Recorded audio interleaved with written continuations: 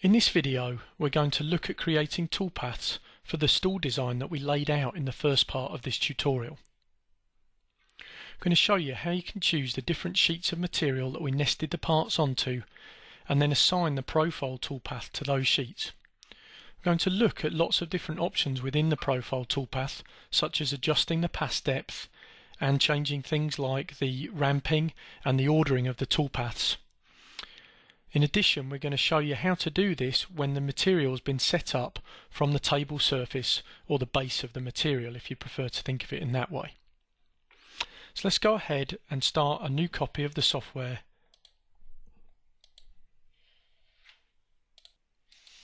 So let's click on the icon to open an existing file. From the project folder, we're going to choose the file 3legstoolvector.crv. And this is the file that we saved at the end of the companion tutorial to this, where we did the layout for this project. I'm going to click on the open button, and when the file opens you'll see that the data we've got is on sheets, and we'll show you how to use these sheets in a moment. The reason for this, if you haven't watched the first part of this tutorial, is the fact that we use the nesting function within the software in order to create multiple copies of our design and efficiently lay them out in our area of the material that we're going to cut. As the file's opened, we can see that we have the default sheet, which is essentially our work area, so if we needed to add to the design or create some new vectors, we could. In this case, we're ready to start doing our toolpathing, so what we need to do is choose the data that we'd like to bring into the current work area, and that's what the toolpaths will be assigned to. To do that, we can just double click on to the sheet we'd like to make current. So if I double click on this area here, you can see that this has now been brought into our main job setup area, and the default sheet is over here, which is this empty area that we could work in if we liked. I come over to the Toolpaths tab, so I'm going to come up and click on the icon here to switch to Toolpaths tab, which will also minimize the Drawing tab on the left. So that will get smaller. On the right, the Toolpaths tab will get larger, and this will zoom in on our current sheet of material. It's worth noting at this point that if you do plan to cut this part, that it's extremely important that you use values in the toolpaths that are appropriate to your particular setup, material, machine and tooling. The first job before we calculate any toolpaths is to set up our material. So I'm going to come to the top of the Toolpaths tab, click on the Set button here. Here we're going to define the values that we're going to use in order to position our material on the CNC table and reference that. In this case, the part that we're cutting is going to be machined out of the material. So what's very important to us is that the tool is going to cut through the material. So there may be some benefit in this case, in order to avoid the fact that the material may not be a consistent thickness, of choosing the Z0 to be off the table rather than being off the top of the material. What's helpful about this is I know that if I'm reference off the top of the table when I set up my machine, that's going to be dead on 0, and so that if the tool is coming down to a value of 0, then that will be at that surface position. Whereas if I set from the top of the material and assume that my material is a constant thickness, but I had some areas that were a little bit thicker, then there would be some parts where I hadn't cut all the way through.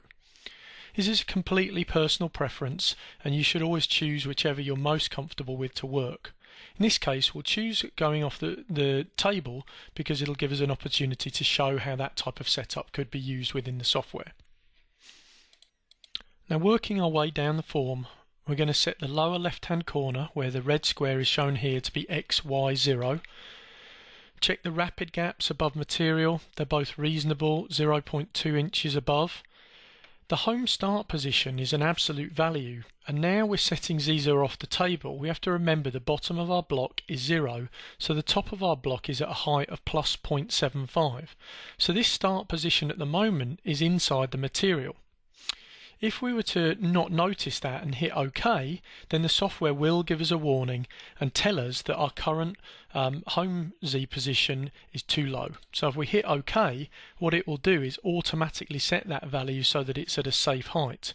If we go back into the material setup, click on Set, we can see the value it's assigned for that, If we wanted to, we could override that, put in our own value. I'm going to put in a value of Z1, so that's going to give us a 1/4 inch of clearance above the thickness of our material. So again, this is an absolute value, which is why you need to put a value of 1 in this case, because we've now got Z0 set to be off the table of the machine.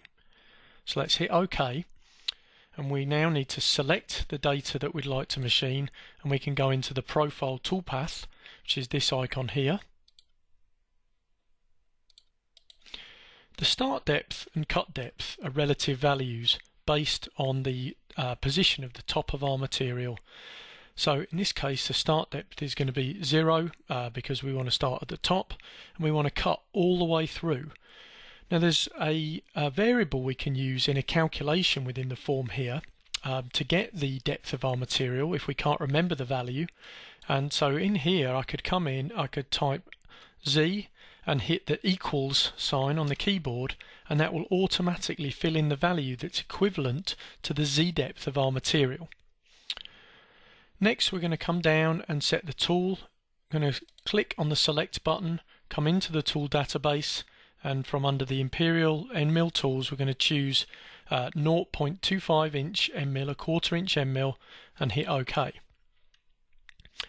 Now for this toolpath only, I'd like to override some of the parameters for that tool, so I'm going to click on the edit button and I'm going to change the pass depth to be 0.25 of an inch. I'm happy that I can cut a 1/4 of an inch at a time through the material with this tool, at least for this toolpath based on the material I'm using. By hitting the edit button, it means I'll only override that for this toolpath and won't change those parameters forever in the tool database. Let's go ahead and hit OK.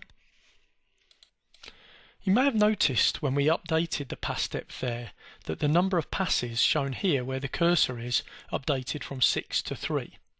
And that's showing us that a pass depth of 0.25 of an inch will take 3 cuts to get all the way to our full cut depth of 0.75. Now, as well as editing that by changing the pass depth of the tool, I can also click on this button here to edit passes, and you can see there are other ways for me to change these values. Again, I could come down and specifically tell it to use the pass depth as we have here, or I could put in a specific number of passes. Maybe I could tell it that I wanted 5 passes, click the button to set passes, and it'll add those in evenly spaced. I could change that back to 3 and click on the button to set passes, and it'll go back to the values that we had before. Now, in addition to setting it in a way where the passes are equally spaced, I can also come in and specifically edit the value of the passes or add additional passes in here. In this case, what I'd like to do is show you how we could add a thinner last pass thickness. So that will mean that we'll go from 3 to 4 passes, but it gives me the ability to set a very thin final cut for my final pass, so that it's having to do less work and hopefully will give me a better edge finish. So here I can click on the checkbox to set last pass thickness, and we'll put in a last pass thickness of maybe 50 thousandths of an inch, 0.05 of an inch, hit apply, and you'll see that's added an additional pass in here showing me that last pass thickness with this darker orange, and now I've got this extra pass at 0.7 inches from the top of my material. So I'm going to go ahead and hit OK. It's now showing me I've got 4 passes to cut through this. Now in this case we want to cut out all the vectors that we've got selected. What that means is we need the tool geometry to go completely on the outside of each of these parts, but then when it finds one of the holes for our mortise, then it's going to cut completely inside that part. Now the way that all the Vectric software works is when we choose the option to machine vectors here, what we're doing is choosing the first, or what's going to happen to the first vector that we come to. So in this case we're going to cut outside the first vector. That means that the software will automatically then alternate when it finds vectors within that to cut inside of those. And if we had a design where we had parts within parts, then it would know to cut outside, inside, outside, inside. So we're always going to get the tool on the right side of our vectors in order to create the parts we need. So here under machine vectors we're going to make sure we have outside selected. Now for this job I think I would like to add some ramping to it to relieve some of the pressure on the tool having to go straight vertically into the material. So I'm going to come down and choose the option for ramps. I'm going to say add ramps to the toolpath. We have the choice of doing smooth ramps so that it smoothly blends down and in, zigzag, or a spiral ramp. In this case I'm going to do a smooth ramp so it flows down and into the part, and I'm just going to add a short ramp of 1 inch to each of the passes that we're going to take for this particular job. Next we can specify the name, and in this case, if you remember, we're working with the vectors from sheet 1. So what I'm going to do is change the name so that it's called Profile Sheet 1, and that way I'll know when I look at the toolpaths in the toolpath list that this toolpath is specific to the vectors on sheet 1, and that'll help me when I come to save the toolpaths to make sure I identify the right one. Let's go ahead now and hit calculate and look at some of the things we've chosen. Once we've calculated the toolpath, the software will automatically open the Preview Toolpaths form so that we can see a virtual preview of our toolpath rendered in the material. Before we go ahead and look at that, let's zoom in on the toolpath itself in the 3D view here. We can see, if we look at one of the edges, how our tool is ramping into each of the profile cuts. So we talked about the fact we added the ramping there, it means it's coming down and then ramping its way in, which is just going to relieve some of the pressure on the tool, stopping it from having to vertically plunge into the material. So let's go up to an ISO view now, and we'll choose a different coloured material to preview this in. I'm going to click on the drop down list and we'll come up towards the top here and choose Canadian Maple. That's a little more of a kind of a typical plywood colour there. And next we can choose some options here for looking at how this toolpath is going to cut. We can click on the option to animate the preview and draw the tool if we want. We could play this. Before we play it, we may want to make it run a little slower so we can really watch it and see what's happening. So we'll pull the slider down to the left to slow this down, hit play, and we can see then how that tool is going to go around and cut that out. We could slow that down even more if we wanted to, and watch the preview and get a really good idea of the way these parts are being cut out. Now notice how the software automatically knows to cut those internal shapes first, because you don't want the part being cut out before those shapes have been machined away. So that's now complete, and we can see our 3D preview there. So if we're happy with that, we can hit close on the preview form, and we'll go back to the toolpath tab, and now we're ready to look at the data for our second sheet of material. So we need to go back to the 2D view. We can come over and click on the tab here so we can see what's happening there. And if we wanted to, we can actually see both views at once. If we come up to View, Tile Windows Horizontal, it's going to show us the 2D view at the top and the 3D view at the bottom. What I want to do now is select the data for sheet 2. So I can do this by double clicking on the sheet itself, and now you can see that data has been moved into the current work area. Next I want to calculate the toolpath on that data based on the same parameters that I used for sheet 1. So the best way to do that is to take the toolpath for sheet 1 and to click on the icon to copy it. When we click on that, we're going to create a new toolpath with the same name with the added parentheses of 1 in there. Now what I can do is double click on that. I can select the new data that I'd like to machine with it. I'm going to change the name to Profile Sheet 2 so that we know that this is going to machine the data for sheet 2, and this is going to apply exactly the same parameters that I had for sheet 1. That includes cut depth, the extra pass that I added, the ramping that we activated. So if we hit calculate now, we'll see that toolpath calculated in the 3D view.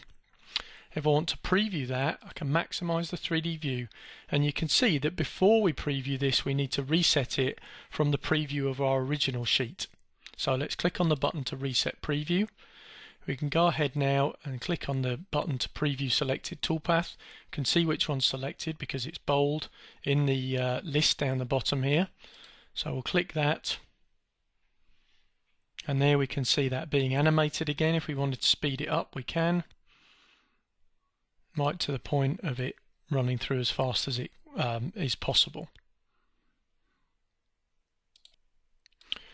Now if we were happy with that at this point, we could close the preview and we could go ahead and output each of those sheets as a separate toolpath and run them in separate sheets of material. Take Profile Sheet 1, click Save Toolpath, choose an appropriate post-processor, hit Save Toolpath and save that file, and then we'd choose Sheet 2, Save Toolpath and save that file and give it an appropriate name as well so we knew what it was intended to cut. And they'd be ready to transfer to your CNC machine and to cut those files out. So before we conclude this tutorial, I'd like to show you another option that we have with the profile toolpaths. Let's imagine in our scenario that after we cut our parts, we realise that it would be beneficial to us if we could change the order that they would cut. Perhaps we have a vacuum system that would benefit from us cutting the parts furthest away from this side of the machine and then working back towards this side and keeping the strongest pull of the vacuum as we cut out the parts and release some of the vacuum pressure. Let's show you how we could achieve that. Let's hit Close on the Save Toolpaths form. Let's come back into the 2D view. And then making sure we still have the right sheet in our current work area, let's double click on the toolpath for Profile Sheet 2. This will allow us to edit it. If I close this, another way we can get to the edit function is to select it and choose this icon here. So either the double click or this icon will do the same thing. It will select the data that we calculated this toolpath on originally, and it will open the form and allow us to make edits to it. We can change the order that the toolpath is calculated by coming over here and clicking on this tab to adjust the order or to tell the software the way that we would like the order to be calculated. There are various options that we can use in here, and you can see the settings that we had for the first time we calculated this toolpath. In this case, what I'd like to do is uncheck these and choose the option for Vector Selection Order. Then what I'm going to do is just click to deselect the vectors, and then I'm going to go in and select the order that I would like them cut. First off, I would like to cut these 4 shapes for the base shapes here, which are furthest away from our left hand end. Then I'm going to hold the Shift key down on the keyboard and click each of the vectors in the order that I would like them to be cut out. So I'm just working my way back towards the lower left hand corner. So it should cut these 4 shapes first and then work back in kind of an S pattern all the way back to the lower left hand corner here. If I hit calculate, we may see that reflected in the lead, so we can see this going over to here, and then these are moving between these 4 before working their way back. Sometimes it's not always easy to see that based on the leads, so another way we can look at it is in the preview toolpaths we can step through to each retract. So if I do this, I can click here, and what we'll need to do is actually stop that for a second, reset the preview so we can see this actually happening, and then I'm going to click here to run to retract, and you can see that cutting the first of our internal shapes here. So if I just click my way through, it's going to cut in order, so I'm just clicking so we can see it cutting those 4 shapes first. If I really wanted to affect the order that it cut those 4 shapes, I could have individually selected those vectors in order as well. Now we should see it stepping back in the pattern that we selected them from the 2D view and cutting in exactly the order that we want, and we've been able to preview that before we go out and cut this on the machine. So again, if we wanted to change our toolpath now, I would go ahead and close this, and I would save my new toolpath, and that's the toolpath I would run that would have this new toolpath ordering in it. So we can close our Save Toolpaths form now, and let's actually save the whole file in the project folder. So I'll come up to File, Save As, and I'm going to call this 3-leg stool-TP for toolpath. Hit save so that we have that file there if you want to take a look at it. So to summarize, in this tutorial we took in the vectors that we'd laid out in the companion tutorial to this for the design of our 3-legged stool nested over 2 sheets of material. We showed you how you'd set up the material if you wanted to, in this case by putting Z0 on the bed of the machine. And then we looked at the profile toolpath and some of the options within it. We saw how we could apply different pass steps based on whether we chose a depth of cut for the tool or whether we went in and manually edited those pass steps. We also looked at how we could apply things like ramping to the toolpaths, and then ultimately how we could adjust things like the ordering for the toolpaths as well. And that concludes this presentation.